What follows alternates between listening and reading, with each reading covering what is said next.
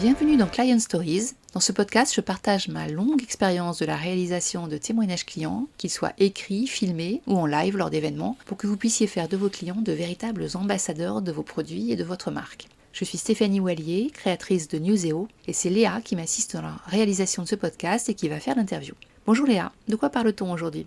Bonjour Stéphanie. Aujourd'hui, on va parler de collaboration entre les ventes et le marketing, parce que de nombreuses études montrent que ça a un impact réel sur la performance de l'entreprise. Et la gestion des témoignages clients est un bon prétexte pour mettre en place une meilleure collaboration. Donc dans cet épisode, nous allons traiter de la meilleure façon de faire collaborer les ventes et le marketing et de produire des témoignages clients pertinents.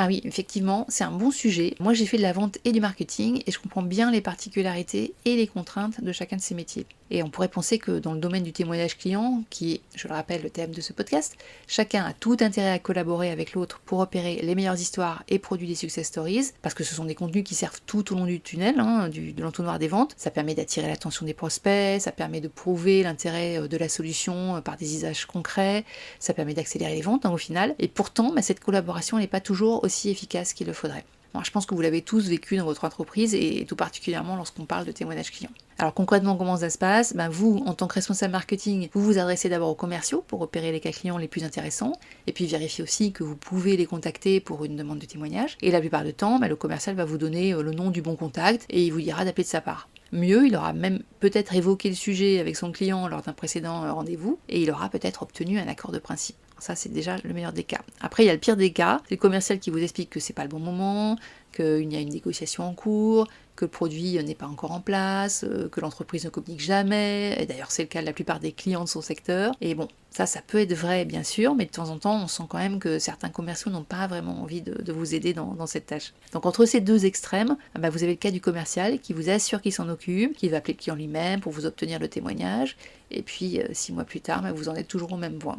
Mais alors pourquoi finalement rien n'est fait au bout de 6 mois ? Qu'est-ce qui freine le commercial ? Le commercial, en fait, il a beaucoup de choses à faire, surtout dans la vente B2B ou la vente de produits complexes, on en est conscient. Et puis il se dit au fond de lui que finalement, c'est le job du marketing de chercher ces témoignages. Alors ce qui est bizarre, c'est que finalement, quand il est en phase de négociation, il a souvent le réflexe d'y penser à ces témoignages clients. Il va demander si le client pourra témoigner parce que c'est une façon de valoriser un geste commercial qu'il fera en fin de négo. Et puis d'ailleurs, pas mal d'entreprises ont formalisé cet accord de communication dans leur contrat. Donc on pourrait se dire que le témoignage, finalement, c'est un peu un dû, mais finalement, au moment de le demander, c'est plus compliqué que ça. Il faut souvent refaire un acte de vente de ce témoignage. C'est pour ça qu'on a besoin des commerciaux. D'accord. Et quelles seraient les autres raisons qui pourraient expliquer ce manque d'implication du commercial ? Il y a plusieurs cas. Il y a celui qui ne voit pas l'intérêt du témoignage parce qu'il n'utilise pas les success stories, ou alors il pense qu'elles n'ont pas vraiment d'impact. Après, il y a celui qui ne connaît pas bien ses clients parce que, il les a pas rappelés depuis la vente, ou alors il sait qu'il y a des litiges un peu en suspens, ou alors il a hérité d'un territoire qu'il n'a pas encore vraiment défriché. Donc on comprend là qu'il soit un petit peu plus de mal à donner des idées de témoignage. Et puis après, il y a celui qui n'aime pas perdre le contrôle. Il y a certains commerciaux qui protègent leur territoire et ils détestent laisser qui que ce soit visiter leurs clients ou appeler les clients sans qu'ils soient présents. Oui, c'est vrai que ça fait pas mal de bonnes raisons pour qu'ils ne s'impliquent pas. Mais est-ce qu'on pourrait arriver à gagner la confiance des commerciaux ? Comment est-ce qu'on pourrait faire ? Alors oui, moi je pense que ça passe par le dialogue. Vous avez un grand nombre de leviers d'action pour instaurer un bon dialogue avec les commerciaux autour des témoignages clients. D'abord, il faut vendre votre programme en interne. Si vous n'avez pas formalisé la façon dont vous réalisez et diffusez vos témoignages clients, c'est vraiment le moment de le faire. Ça va vous permettre aussi de tester la compréhension de ce programme de référence client en interne avant de le diffuser aux clients. Alors on en reparlera dans un prochain épisode, mais mettre au point un véritable programme de référence client, ça vous donne une meilleure crédibilité auprès de vos clients. Et de leur service com aussi, parce que souvent les clients ont besoin d'avoir un accord de leur service communication. Donc s'ils ont un document, une présentation, quelque chose de bien construit, ils pourront peut-être plus facilement obtenir des accords en interne. Donc l'idée ici, c'est de formaliser ce programme de référence client et de le présenter aux commerciaux en utilisant un format bien sûr le plus attractif possible, en expliquant les avantages des témoignages. Alors idéalement, si vous pouvez donner quelques chiffres sur l'influence des témoignages clients sur la prise de décision des clients dans votre secteur en plus, ça c'est parfait. Puis vous pouvez aussi expliquer le mode de réalisation des témoignages clients, le mode de validation, la promotion que vous souhaitez faire autour de ces témoignages, et puis surtout les différents formats qui sont possibles, bien sûr des exemples concrets. D'ailleurs, la question du format du témoignage client, elle a déjà été abordée dans un épisode précédent de ce podcast. Oui, exactement, dans l'épisode 4. Premier point que je retiens, pour améliorer la collaboration entre les ventes et le marketing, il faut d'abord communiquer en interne. Mais quelles seraient les autres façons d'avoir l'aide des commerciaux sur certains témoignages clients ? Alors il y a une autre façon de bien collaborer, c'est de prouver déjà la valeur de vos contacts, de vos actions auprès des clients. Donc une fois que le contact a été établi avec le client, il faut remonter des informations aux commerciaux, pas les oublier dans le processus. Il faut leur montrer que vous pouvez instaurer un dialogue un peu différent avec leurs clients. Vous pouvez récupérer des informations intéressantes sur leurs besoins, sur leur centre d'intérêt au moment où vous êtes en contact avec eux. Ça peut les intéresser, ils peuvent revenir pour vendre d'autres produits ou d'autres services.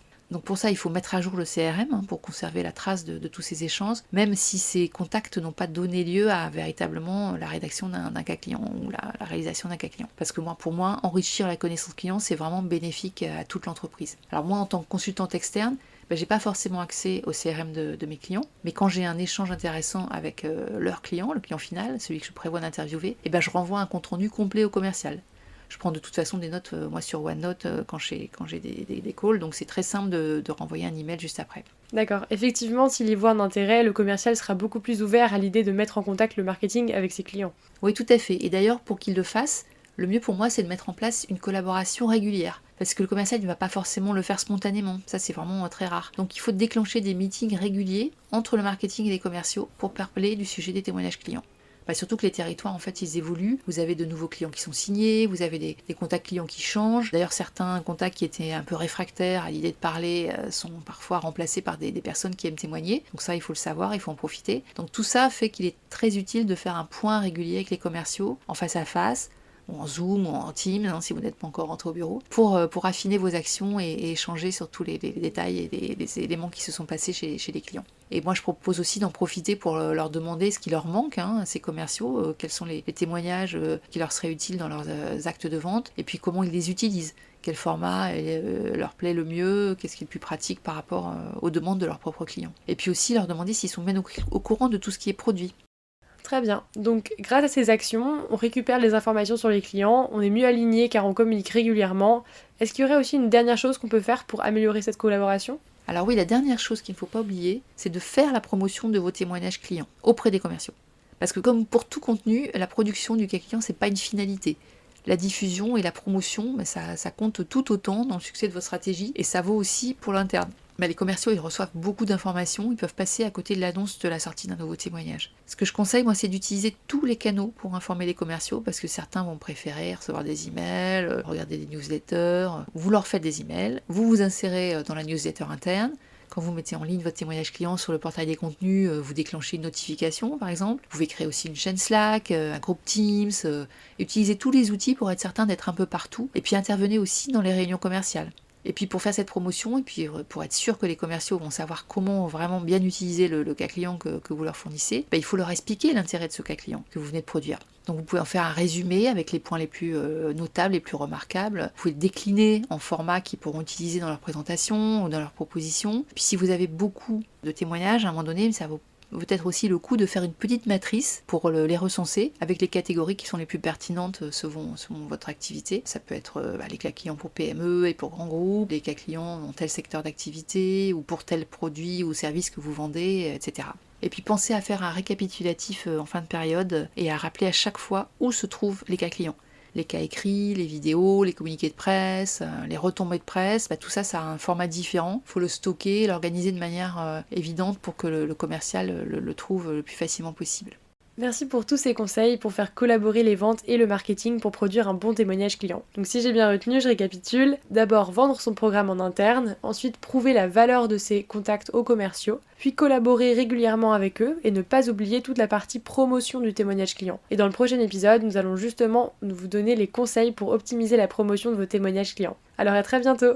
Et si vous avez aimé ce podcast, n'hésitez pas à en faire la promotion autour de vous, à me mettre des commentaires, 5 étoiles sur Apple Podcast, c'est important pour le référencement. Et puis vous pouvez aussi le voir sur le blog de Newseo, newseo.wordpress.com. À bientôt!